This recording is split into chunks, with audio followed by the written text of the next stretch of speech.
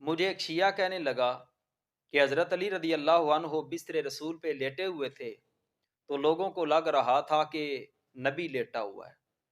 تو کتنی شان و عظمت ہے حضرت علی رضی اللہ تعالی عنہ کی۔ میں نے کہا کہ حضرت علی رضی اللہ تعالی عنہ کی جو شان و عظمت ہے وہ ہم کو تسلیم ہے۔ ہم حضرت علی رضی اللہ تعالی عنہ سے تم سے زیادہ محبت کرتے ہیں، تو تم ذرا حضرت ابو بکر صدیق کی شان بھی دیکھو۔ ادھر حضرت علی بستر نبی پہ لیٹے ہوئے ہیں اور اوپر چادر اوڑی ہوئی ہے اللہ کے نبی کی، چادر اوڑھ کے لیٹے ہوئے ہیں۔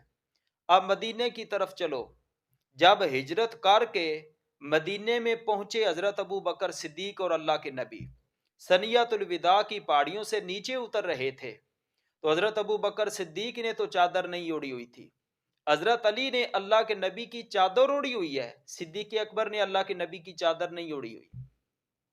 ادھر دیکھنے والے ہیں کافر، مدینے میں دیکھنے والے ہیں مسلمان۔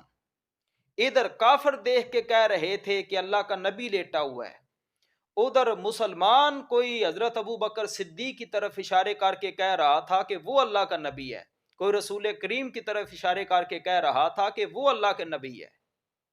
تو ذرا موازنہ تو کرو، ادھر حضرت علی ہیں، ان کو دیکھنے والے ہیں کافر، نبی کی چادر کو دیکھ کے کہہ رہے ہیں کہ اللہ کا نبی لیٹا ہوا ہے۔